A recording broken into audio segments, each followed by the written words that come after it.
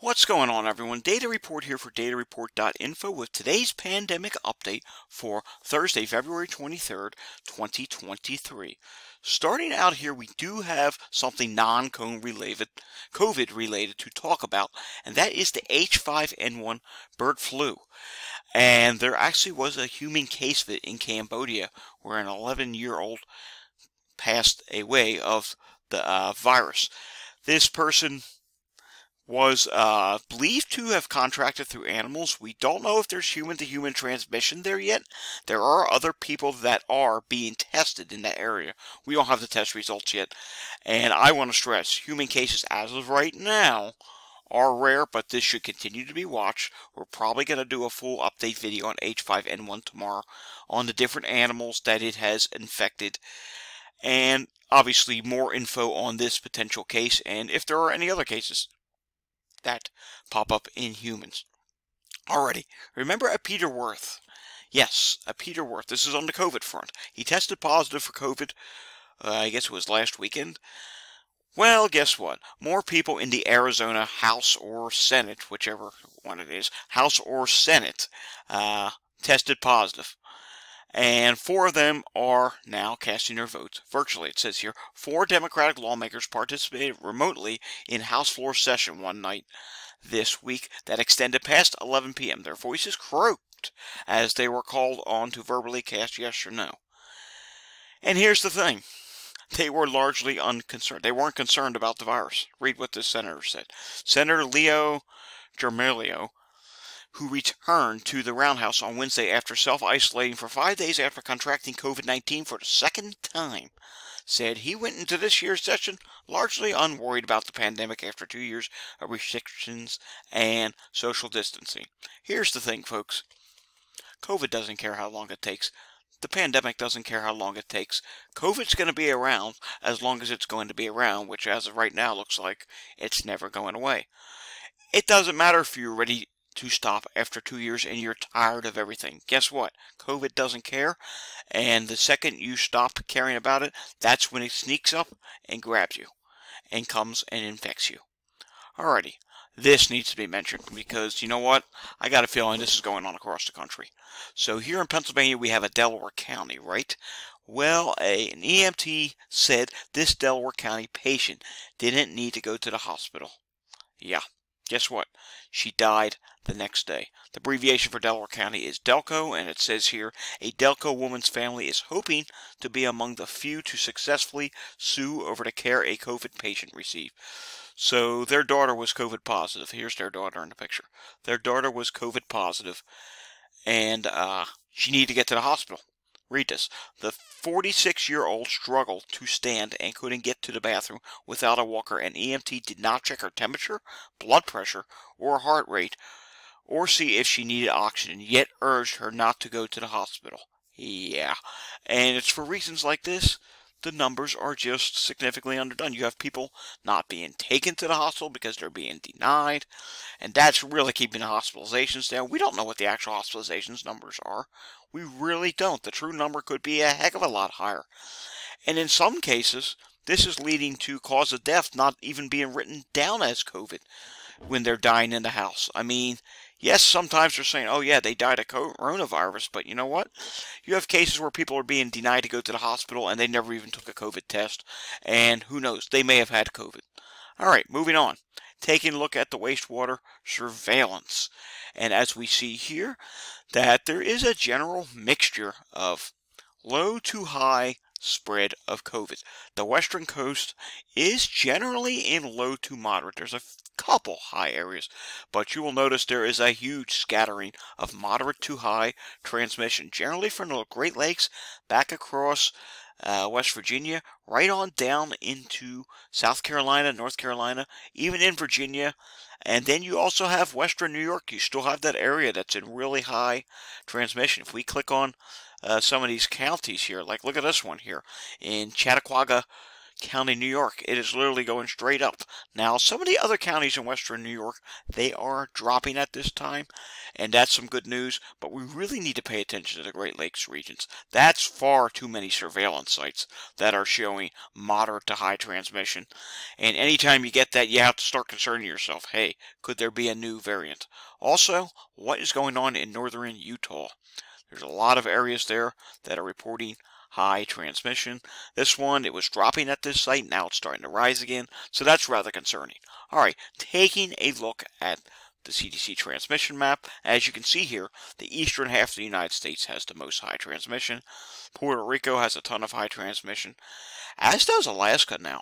It's really only southeast Alaska that has a couple areas that are low to moderate. The rest of Alaska is, for the most part, high transmission. So in the United States, 1,878 counties are in high transmission. 713 are in substantial transmission. 463 counties are in moderate transmission.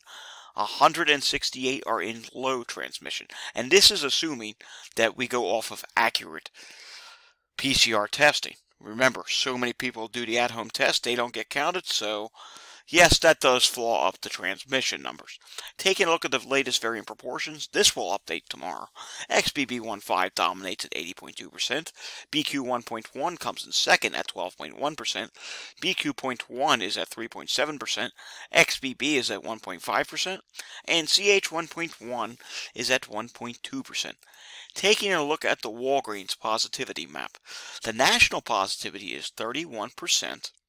Prior week is 32.8%. That's a drop of 1.8%. Let's take a look at Maine. Maine is starting to go up again. Maine is in this up and down pattern. So one week they could be up, the next week they could be down, and here we are. This week they're up again. But look at this. Only 35 people got tested out of 79 the prior week, so that's a big decrease in testing, and quite frankly, it's not enough testing. I would love to see every state in this country north of 100 tests, but as you know, that's not the case. We have so many that are below 100 tests. So current week positivity in Maine, 34.3%. Prior week, 30.4%. Pennsylvania, 28.1%. Prior week, 29.6%. That's down 1.5%. Arkansas, yikes, continues to go up. 39.7% this week, 17% last week, up 22.7%. With 58 tests this week, 53 last week, that's a legitimate rise. Iowa, 32.8% this week, 26% last week. That's a rise of 6.8%. Nebraska, 36.8% this week, 32.3% last week. That's a rise of 4.5%. Arizona, 35.1%. And 32.6% last week. That's a rise of 2.5%. How about New Mexico? Remember we just talked about New Mexico a little bit ago? Well, they're actually dropping. 24.4% this week, 27.9% last week. That's a drop of 3.5%. All right, taking a look at New York State. 2,102 people have tested positive on the most recent update. 3.1% positivity today, which is lower than the 7-day average of 4%. I will say this, the 7-day average has been dropping now in New York State. New York State hospitalizations. Let's zoom this in so you can see it on the chart a little bit better. Hospitalizations in New York down 1,993. So they have now dropped below 2,000. ICUs in New York State are up ever so slightly to 215 versus 211 yesterday. That's not a terribly big concern.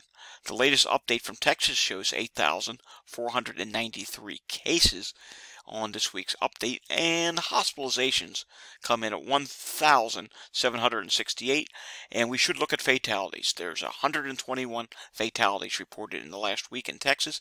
That's an average of 17 fatalities per day. Taking a look at deaths. So far this week, there have been 615 deaths. Remember, last week had 2,869. So as of right now, we are going to be less deaths than last week.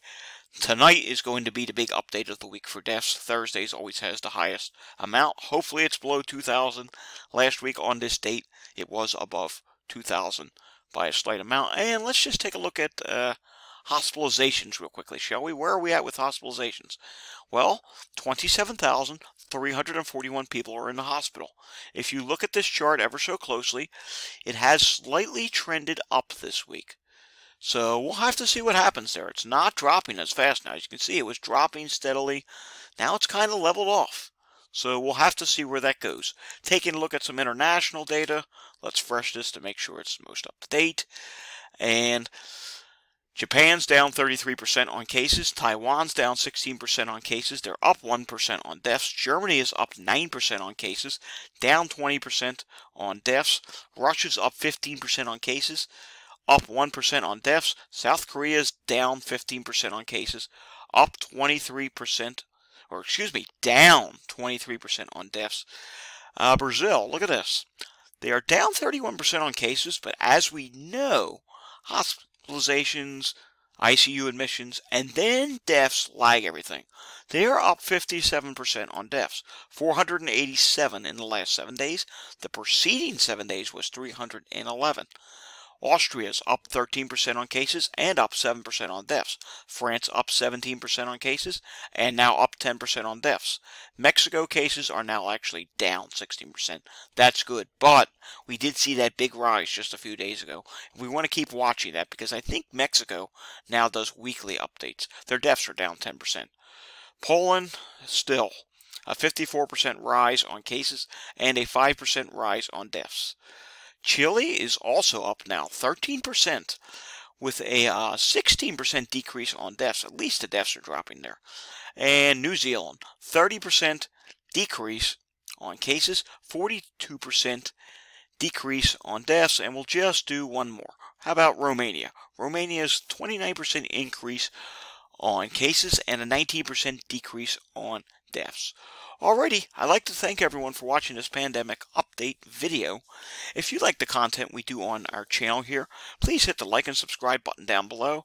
Tomorrow at some point, I think I am going to do an H5N1 video listing all the different animals and places that we have seen cases so far of H5N1 and a general update on number of birds and whatnot. So look for that tomorrow, and we might see a couple other videos tomorrow, and of course the pandemic update video tomorrow. So hit like and subscribe down below, that way you'll be notified when I release those videos. Thanks for watching, and stay safe everyone.